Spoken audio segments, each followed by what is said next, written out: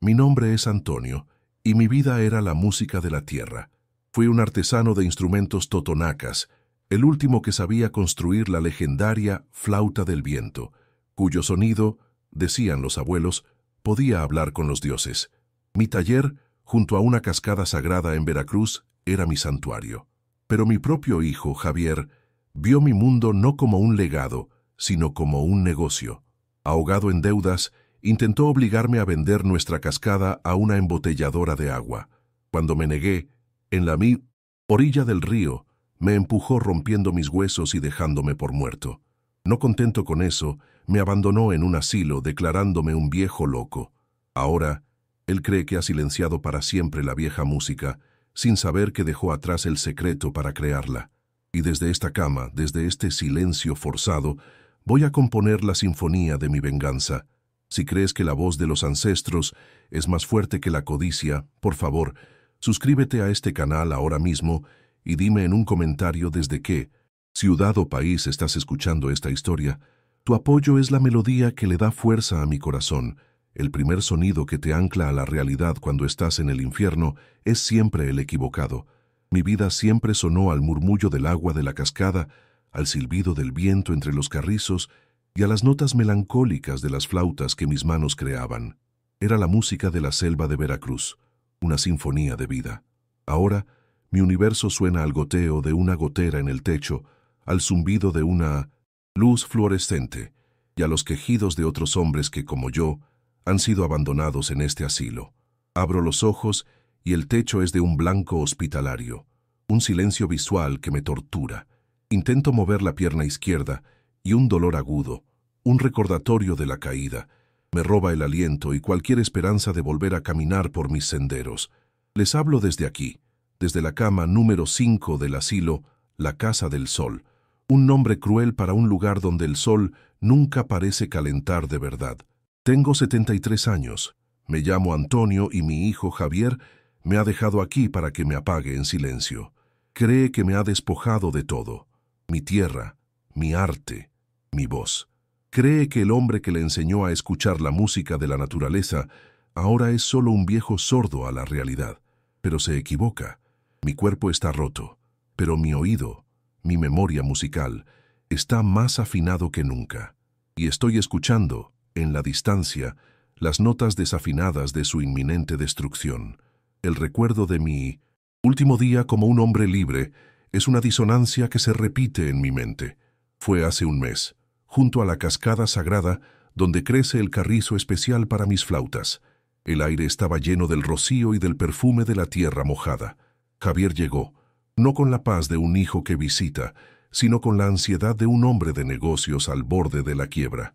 A su lado, su mujer, Sofía, con sus botas de marca pisoteando con asco el lodo sagrado. «Papá, se acabó», dijo Javier. Su voz era un ruido metálico en la armonía de la selva. La embotelladora de agua hizo su oferta final por los derechos del manantial. Pagan una fortuna. Con esto pagamos mis deudas y nos vamos de este infierno verde. Este infierno verde, Javier, le respondí. Mi voz era tan tranquila como el pozo de agua bajo la cascada. Es el Edén que alimentó a tus abuelos. El agua de este manantial es la sangre de la montaña. Venderla es vender el alma de nuestra familia. Él soltó una carcajada, un sonido seco que espantó a un par de tucanes. El alma no se puede depositar en el banco, papá. Tus flautas de carrizo son un pasatiempo inútil. El futuro es el agua embotellada, no el aire que soplas en un palo. Me mostró un contrato. Firma, o lo lamentarás. Me negué. Le hablé de la promesa que le hice a mi Citlali, mi difunta esposa, de nunca permitir que el canto de la cascada fuera silenciado por el ruido de las máquinas. Fue entonces cuando su frustración se convirtió en violencia. Siempre tus muertos, siempre tus promesas. Me estás ahogando, viejo, gritó. Se abalanzó sobre mí, intentando arrebatarme el morral donde guardaba mis herramientas y el quipu, el registro de nudos de mis ancestros. Forcejeamos en la orilla resbaladiza del río. En su rabia, me empujó. Fue un empujón brutal, cargado de la impaciencia de un hombre que quiere borrar el pasado. Mi cuerpo cayó sobre las rocas del lecho del río. El sonido de mi pierna rompiéndose fue un crujido sordo. antinatural. Mi cabeza golpeó contra una piedra lisa. Lo último que vi fue el rostro de mi hijo mirándome desde arriba, su silueta recortada contra el cielo. No había horror en su cara, había alivio. El obstáculo había sido removido. Me dejó allí, con la pierna rota y el agua helada subiendo, para que el río que me dio la vida me diera también la muerte. Fueron unos leñadores quienes me encontraron horas después. El hospital fue una neblina de dolor, cirugías y palabras sombrías. Daño permanente en los nervios de la pierna, dijo el doctor. Y luego la estocada final de la traición. Javier, con su actuación de hijo devoto, usó un poder que me hizo firmar con engaños. Le dijo al hospital que me llevaría a una clínica de rehabilitación en la capital. La ambulancia me trajo aquí. Lo vi firmar los papeles, decirle al director que la caída me había afectado la mente, que mezclaba la realidad con las leyendas de la selva. Y luego se fue, dejándome atrapado en un silencio que no era el de mi selva, sino el de una tumba. Cuando la familia que criaste con tus propias manos te quita todo, solo te queda la fe. Suscríbete si crees que con Dios a tu lado, ninguna batalla está perdida. Una enfermera me obliga a tomar mis pastillas. Tienen un sabor químico, falso. Cierro los ojos y puedo saborear el agua pura de mi manantial. Mi hijo cree que me ha quitado mi tesoro. Cree que el valor está en el flujo del agua que puede ser embotellada y vendida. Pero el verdadero tesoro nunca fue el agua. Es el sonido.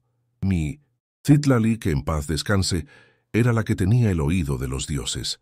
Ella me enseñó a escuchar, a entender la música secreta de la selva, y me enseñó la frase de oro que rige nuestro arte. La verdadera música, como el amor, no se puede forzar. No nace del ruido, sino del silencio. Hay que saber escuchar el alma de las cosas antes de pedirles que canten.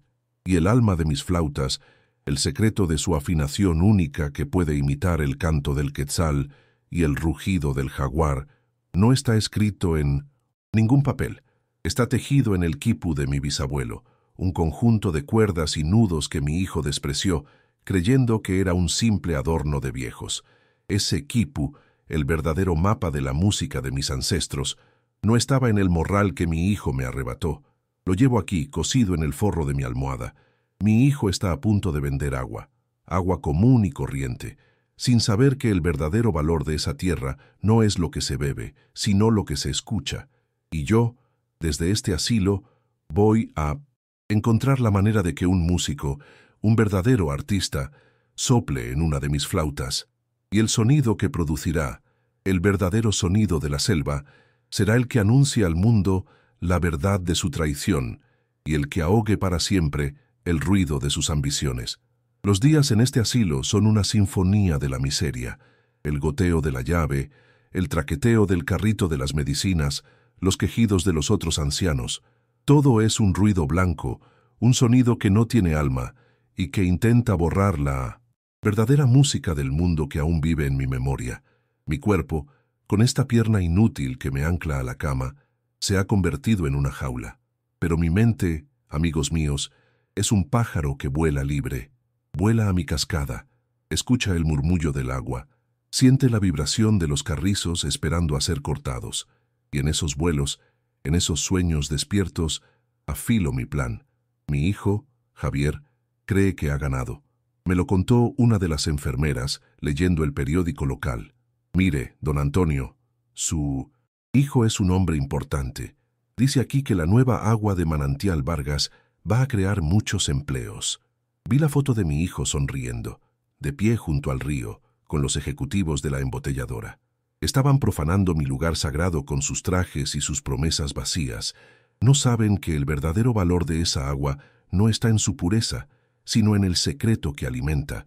Mi hijo cree que el valor del agua está en su sabor, pero mis abuelos sabían que su verdadero valor está en la música que le enseña al carrizo que crece en su orilla. Esa es una de mis frases de oro, una verdad que Javier nunca se molestó en aprender. Yo sabía que mi plan necesitaba un mensajero, un intérprete, alguien que pudiera escuchar la música que yo ya solo podía oír en mi cabeza. La oportunidad llegó de la forma más irónica posible, a través de la caridad mal entendida. Una tarde, Un grupo de la iglesia local vino al asilo a traer alegría. Trajeron a un músico, un hombre con una guitarra desafinada, que cantaba canciones populares con una voz lánguida. La música era tan mala, tan sin vida, que me causó un dolor físico, pero me dio una idea. En este infierno había encontrado un pequeño brote de bondad, un joven llamado Pedro, que trabajaba en la cocina, un muchacho de la sierra, callado, que a veces me traía a escondidas un trozo de fruta o un café de verdad. Me había ganado su confianza contándole historias de los espíoles de la selva. Decidí arriesgarlo todo en su lealtad. «Pedro, hijo», le susurré una noche, «necesito que me hagas un favor más grande que tu propio miedo. Necesito que me traigas un trozo de carrizo del jardín y una navaja pequeña, la más pequeña que encuentres». El terror en sus ojos fue evidente, pero también vi la chispa de la lealtad. Al día siguiente me trajo lo que le pedí escondido en un trapo de cocina. Esa noche no dormí. Con mis manos de artesano, a pesar del dolor de mi pierna y la incomodidad de la cama, empecé a trabajar. No podía tallar una obra maestra, pero podía crear un milagro. Tallé una pequeña flauta, de no más de un palmo, y en ella hice un solo agujero. Pero ese agujero, la afinación de esa única nota, contenía todo el conocimiento de mis ancestros. Era una nota que no existe en la música occidental, una nota que imita el canto de un pájaro que se creía extinto. Luego, le pedí a Pedro que me escribiera una nota en un trozo de papel de estraza. «El verdadero sonido de la selva está prisionero», le dicté. «La flauta del viento. Llora en el asilo la casa del sol. Busque a Antonio Vargas». Enrollé el papelito y lo metí dentro de la flauta.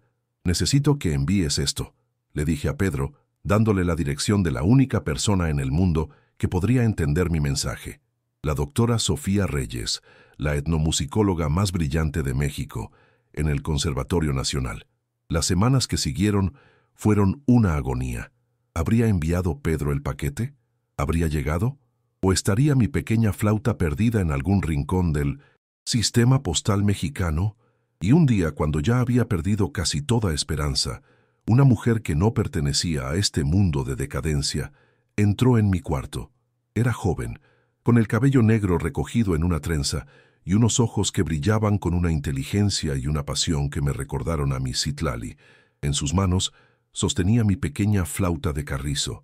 Era la doctora Sofía Reyes. «Recibí su mensaje, maestro Antonio», dijo, y su voz era una melodía en sí misma. «Esta nota», dijo, soplando suavemente en la flauta, y el sonido que llenó mi cuarto fue un lamento dulce, una nota que olía a selva y a misterio. Esta afinación es microtonal, pertenece a la escala totonaca que se creía perdida. He leído sobre ella en códices, pero nunca la había escuchado. ¿Cómo es posible? En ese momento supe que mi mensaje había llegado a su destino. Le conté todo: la traición de mi hijo, la caída, mi pierna rota, el abandono, y le revelé el secreto del quipu, el código de nudos que ahora descansaba bajo mi almohada, el único registro de la música de mis ancestros. «Mi hijo va a destruir la cascada para vender agua», le dije con urgencia, «pero al hacerlo, destruirá el único lugar del mundo donde crece el carrizo con esta sonoridad única. El secreto de esta música morirá para siempre». El rostro de la musicóloga se transformó en el de una guerrera. «No mientras yo viva», dijo con una ferocidad que me llenó de esperanza. «No es solo la cascada, maestro, es la memoria sonora de una nación. Vamos a salvarla, y vamos a darle a su hijo una lección sobre la diferencia entre el ruido del dinero y la música del alma». «¿Pero cómo?», le pregunté. «Usted y yo», dijo, señalando el quipu que asomaba bajo mi almohada. «Vamos a construir una flauta del viento de verdad. Usted será mi maestro, y yo seré sus manos, y cuando esté lista, daré un concierto, y el mundo entero escuchará el sonido que su hijo intentó silenciar, y ese sonido será su sentencia». La alianza estaba sellada. La musicóloga se había convertido en mi aprendiz, mi cómplice. Se fue esa tarde con la promesa de volver cada semana para nuestras lecciones secretas. Y yo me quedé en mi cama, No como un prisionero, sino como un maestro en su cátedra. Mi aula era un cuarto de asilo, y mi única alumna, la concertista más brillante de México. La primera lección, la de la venganza, estaba a punto de comenzar. Los días que siguieron a la partida de Elena fueron una lección de paciencia, una cocción a fuego lento en el caso de mi propia fe. En este asilo, donde el tiempo es un enemigo pegajoso, yo lo convertí en mi cómplice. Cada mañana, al despertar, no sentía la desesperanza del abandono, sino la expectación del artesano que espera que su obra maestra cuaje. Mi cuerpo seguía prisionero, pero mi espíritu a través de Elena estaba libre, recorriendo las calles de Morelia, infiltrándose en las bibliotecas, moviendo los hilos de mi dulce venganza. Mientras yo esperaba, mi hijo Javier vivía la corta primavera de su triunfo. Me lo contó una de las enfermeras, hojeando una revista de sociedad en su descanso. «Mire, don Ignacio, su hijo es un gran empresario», me dijo, mostrándome una foto. Allí estaban Javier e Isabela, sonrientes, en la inauguración de una lujosa tienda gourmet. El artículo hablaba de cómo Javier Vargas estaba revitalizando la tradición dulcera de Michoacán con una nueva línea de ates premium, producidos con técnicas modernas y eficientes. Leí la mentira y una sonrisa triste se dibujó en mi rostro. Estaba vendiendo azúcar con colorante a precio de oro, usando mi apellido como sello de una calidad que él mismo había destruido. Y entonces, una tarde, Elena volvió. Entró en mi cuarto no como una estudiante tímida, sino como una generala victoriosa. En sus manos no traía flores ni libros de poemas.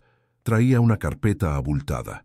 «Lo tenemos, maestro», dijo, y su voz era una melodía. «El recetario, y es más poderoso de lo que imaginamos». Me contó la historia. Fue a la biblioteca histórica. Se presentó como investigadora y solicitó el libro de contabilidad que yo le había indicado. El bibliotecario, un hombre anciano y polvoriento, se lo entregó sin darle mayor importancia. Y allí estaba, la cubierta de cuero, las iniciales de mi bisabuelo. Al abrirlo, el aroma a vainilla y a tiempo impregnaba sus páginas. Pero Elena descubrió algo más. Entre las recetas de ates y mermeladas, encontró anotaciones personales de mis ancestros, pequeñas, crónicas de la vida del pueblo, registros de ventas a personajes históricos, e incluso pegada en la última página, la escritura original del terreno donde se asentaba la dulcería. «Este libro no es solo un recetario, don Ignacio», me dijo Elena, sus ojos brillando de emoción. «Es un testamento, es la crónica notariada de su familia y de este pueblo, es un artefacto histórico». Con esa arma en sus manos, nuestro plan se magnificó. Ya no era solo una humillación pública, era un jaque mate cultural.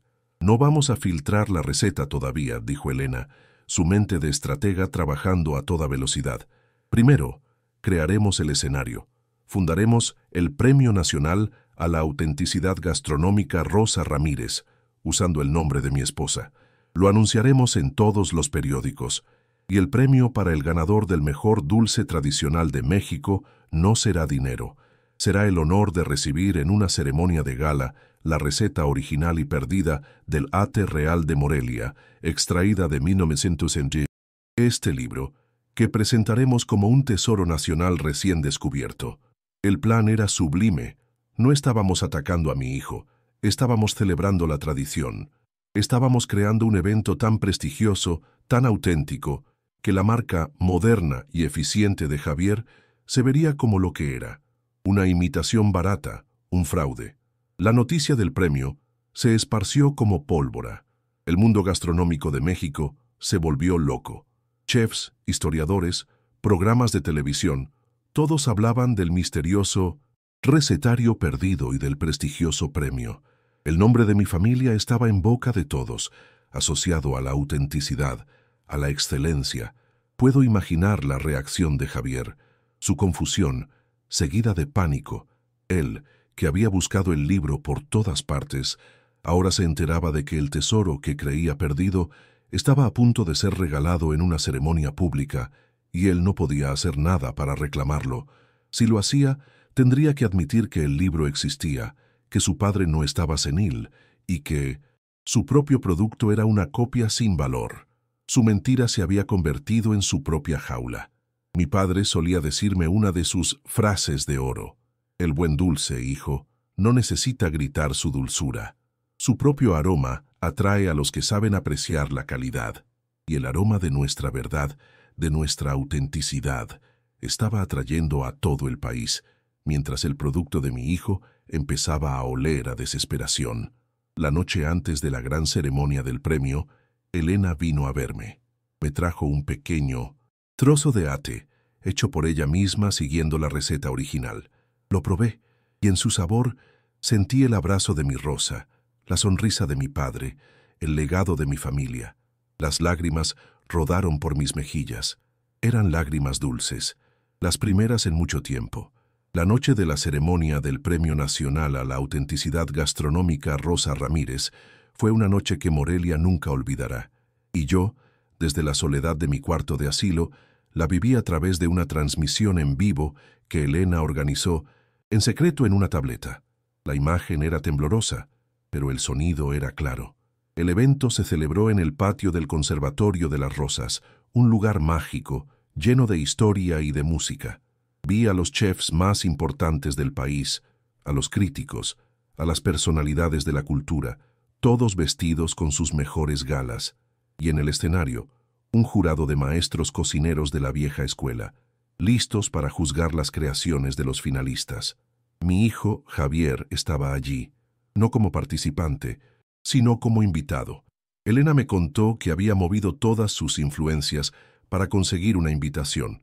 Su marca de ATES Premium estaba fracasando. La noticia de un recetario perdido y de un premio a la autenticidad había hecho que los consumidores empezaran a dudar de sus productos industriales. Vino a la ceremonia para intentar legitimar su marca, para ser visto junto a la verdadera realeza de la gastronomía mexicana. Pobre iluso. No sabía que había venido a presenciar su propia ejecución pública. El concurso fue un éxito. Los dulces presentados eran obras de arte, pero el momento cumbre de la noche era la entrega del premio, la revelación de la receta perdida del ate real de Morelia. Elena, mi valiente aliada, subió al escenario, no como una simple estudiante, sino como una historiadora, la descubridora de un tesoro. Con una voz clara y potente, contó la historia del recetario de mi bisabuelo, cómo lo encontró en el archivo histórico, cómo representaba el alma de la dulcería de Michoacán, y entonces proyectó en una pantalla gigante una página del libro, la caligrafía antigua, las manchas de azúcar de un siglo, y leyó la receta en voz alta, los ingredientes puros, el proceso lento, el amor en cada paso. La sala estaba en un silencio reverencial. Y esta receta, anunció Elena, este tesoro que pertenece al pueblo de Michoacán, estuvo a punto de perderse para siempre. Su último guardián, el maestro dulcero Ignacio Ramírez, fue agredido, herido de gravedad y abandonado por su propio hijo en un asilo para que éste pudiera vender el taller histórico de su familia y producir una imitación barata del dulce que sus ancestros crearon. Una fotografía mía, tomada por Elena en mi cuarto de asilo, apareció en la pantalla. Mi rostro viejo y cansado, mi brazo con las cicatrices de la quemadura. El silencio se convirtió en un murmullo de horror y de indignación. Todas las cabezas se giraron para buscar a mi hijo. Lo vi en la transmisión, pálido como la cera, intentando hundirse en su silla. Su mujer, Isabela, lo miraba con un desprecio absoluto. Su farsa había terminado. No fue derrotado por una demanda, sino por la simple y dulce verdad. La humillación fue total. Los chefs que antes le estrechaban la mano, ahora le daban la espalda. Los distribuidores que vendían su producto, ahora lo miraban como a un leproso. Salió del evento abucheado, no por una turba, sino por la mirada silenciosa y juzgadora de la gente a la que había intentado engañar. Esa noche vino al asilo, la última confrontación. Entró en mi cuarto no con la arrogancia de un empresario, sino con la desesperación de un hombre que lo ha perdido todo. Me destruiste, siseó, y su voz era un veneno de autocompasión. Preferiste regalarle nuestro secreto a extraños antes que dármelo a mí, a tu propio hijo. Lo miré desde mi cama y por primera vez no sentí rabia. Sentí una profunda lástima. El secreto nunca fue tuyo para que yo te lo diera, Javier, le dije, y esta fue la última frase de oro que escucharía de mí. El secreto se gana con respeto, con paciencia y con amor por el oficio. Y tú, hijo mío, reprobaste las 3 materias. Yo no te destruí, te destruyó tu propia prisa, tu propia alma vacía. Se quedó allí, roto, esperando una respuesta, una solución que yo ya no le iba a dar. Se dio cuenta de que no había nada que decir. Dio media vuelta y se fue, una sombra desapareciendo en el pasillo oscuro, y yo supe que, aunque su cuerpo seguiría caminando por el mundo, su espíritu había muerto esa noche. La noche del concierto, el mundo de mi hijo se derrumbó al son de una flauta de carrizo. La noticia, me contó Sofía después, fue un escándalo de proporciones épicas. Música y traición en Veracruz, titularon los periódicos. La compañía embotelladora, enfrentando una pesadilla de relaciones públicas, canceló el proyecto en menos de 24 horas y emitió un comunicado distanciándose de las acciones deplorables de su socio local, Javier Vargas. El gobierno, presionado por la comunidad cultural y ecologista del país, declaró la zona de la cascada como Reserva Espiritual y Sonora del Pueblo Totonaca, un santuario protegido por ley. Y Javier, mi hijo, lo perdió todo. La mujer que lo acompañaba, sus socios, sus sueños de grandeza, todo se desvaneció en el eco de esa flauta. Lo último que supe fue que, ahogado en deudas y en la vergüenza de ser el hombre más odiado de Veracruz, se fue del Estado. Un hombre que intentó vender el alma de un río y terminó ahogado en su propia sed. No sentí alegría, solo la paz silenciosa de la justicia natural, la que la propia selva imparte a quienes no la respetan. Mi liberación de este asilo fue un acto de una belleza casi musical. Una semana después del escándalo, Sofía Reyes llegó no sola, sino con representantes del Instituto Nacional de Bellas Artes. No vinieron como visitantes, sino como una comitiva de honor. Me sacaron de ese lugar de olvido, no como a un paciente, sino como a un maestro, un tesoro nacional viviente. Regresé a mi tierra. Mi pierna nunca sanaría del todo, y caminaría con un bastón por el resto de mis días, un recordatorio constante de mi caída y de mi renacimiento. Pero la cascada, mi cascada, cantaba más fuerte y más clara que nunca.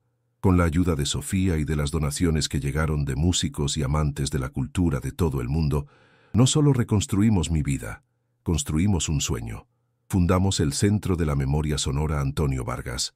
Mi viejo taller, al borde de la reserva, se convirtió en una escuela gratuita para los niños de mi pueblo, para que aprendan a escuchar la música de la tierra y a construir los instrumentos que le dan voz. El quipu de mis ancestros, el secreto que mi hijo intentó robar para silenciarlo, ya no está escondido en mi almohada. Ahora es la pieza central de nuestra escuela, y sus nudos son las lecciones que enseño a una nueva generación. Y yo, el viejo artesano de la pierna rota, ya no soy un hombre solitario. Soy un maestro rodeado de aprendices, de las risas y de las notas torpes pero llenas de alma de mis nuevos hijos. Hoy les hablo desde el porche de esa escuela. El aire huele a carrizo, a selva y a futuro. El sonido de la cascada es la música de fondo de mi nueva vida. A mi lado un niño de 10 años intenta sacar su primera nota de una flauta que él mismo construyó. El sonido es desafinado pero puro. Es el sonido más hermoso del mundo. Al final, descubrí que un hombre no es lo que posee, sino lo que crea. Mi hijo me rompió una pierna y me dejó sin nada, y Dios, a cambio, me dio 100 hijos para enseñarles a cantar. Y ese, amigos míos, es un legado cuya música ninguna traición puede silenciar. Gracias por escuchar mi voz. Si crees como yo que la bondad y la dignidad son nuestra mayor fortaleza, suscríbete para no perder ninguna de las historias que nacerán aquí. Me llenará de fuerza saber que no estoy solo, así que por favor, dime en un comentario desde qué parte del mundo me estás viendo.